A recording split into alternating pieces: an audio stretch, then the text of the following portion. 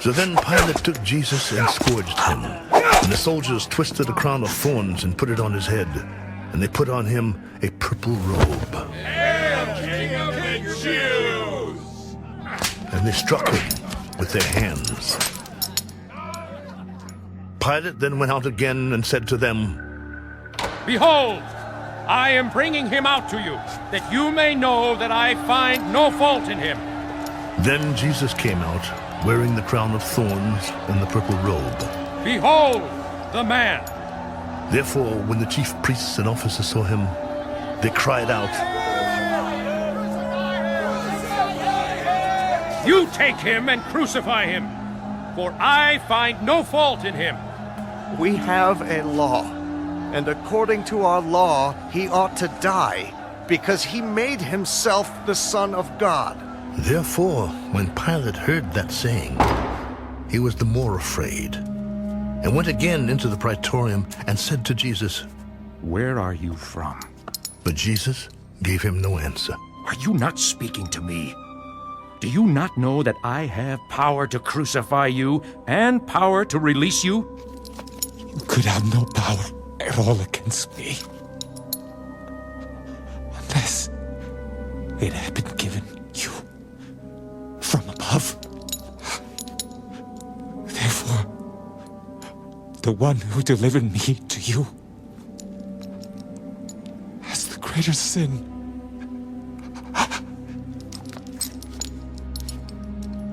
From then on, Pilate sought to release him. But the Jews cried out, If you let this man go, you are not Caesar's friend. Whoever makes himself a king speaks against Caesar. When Pilate therefore heard that saying, he brought Jesus out and sat down in the judgment seat in a place that is called the Pavement, but in Hebrew, Gabbatha. Now it was the preparation day of the Passover, and about the 6th hour. And he said to the Jews, Behold your king! But they cried out, Away with him! Away with him! Crucify him! Shall I crucify your king? We have no king but Caesar. Then he delivered him to them to be crucified.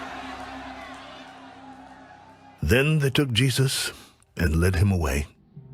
And he, bearing his cross, went out to a place called the Place of a Skull, which is called in Hebrew Golgotha, where they crucified him, and 2 others with him, one on either side, and Jesus in the center. Now Pilate wrote a title and put it on the cross, and the writing was, Jesus of Nazareth, the King of the Jews. Then many of the Jews read this title, for the place where Jesus was crucified was near the city, and it was written in Hebrew, Greek, and Latin. Therefore the chief priests of the Jews said to Pilate, Do not write the King of the Jews, but he said, I am the King of the Jews. What I have written, I have written. Then the soldiers, when they had crucified Jesus, took his garments and made 4 parts, to each soldier a part, and also the tunic.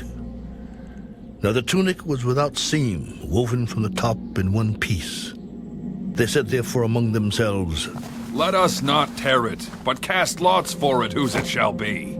that the scripture might be fulfilled, which says, They divided my garments among them, and for my clothing they cast lots. Therefore the soldiers did these things. Now there stood by the cross of Jesus his mother, and his mother's sister, Mary the wife of Clopas, and Mary Magdalene. When Jesus therefore saw his mother and the disciple whom he loved standing by, he said to his mother, Woman, behold your son. Then he said to the disciple, Behold your mother.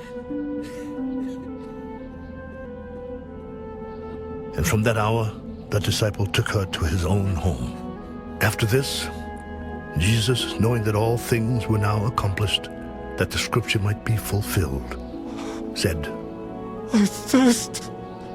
Now a vessel full of sour wine was sitting there, and they filled a sponge with sour wine, put it on hyssop, put it to his mouth.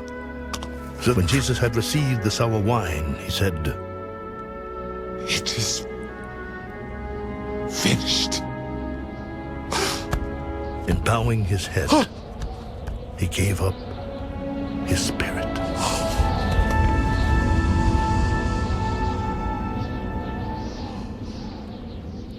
Therefore, because it was the preparation day, that the body should not remain on the cross on the Sabbath, for that Sabbath was a high day, the Jews asked Pilate that their legs might be broken, and that they might be taken away. Then the soldiers came and broke the legs of the first and of the other who was crucified with him.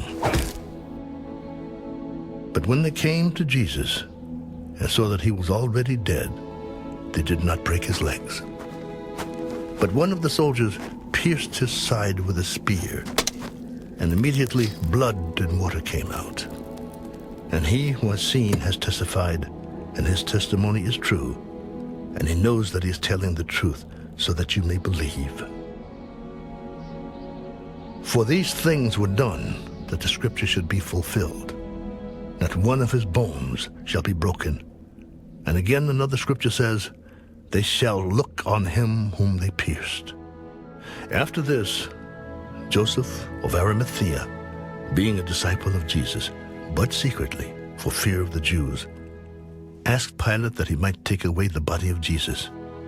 And Pilate gave him permission. So he came and took the body of Jesus. And Nicodemus, who at first came to Jesus by night, also came, bringing a mixture of myrrh and aloes, about 100 pounds. Then they took the body of Jesus and bound it in strips of linen with the spices, as the custom of the Jews is to bury. Now in the place where he was crucified, there was a garden, and in the garden a new tomb in which no one had yet been laid. So there they laid Jesus, because of the Jews' preparation day, for the tomb was nearby.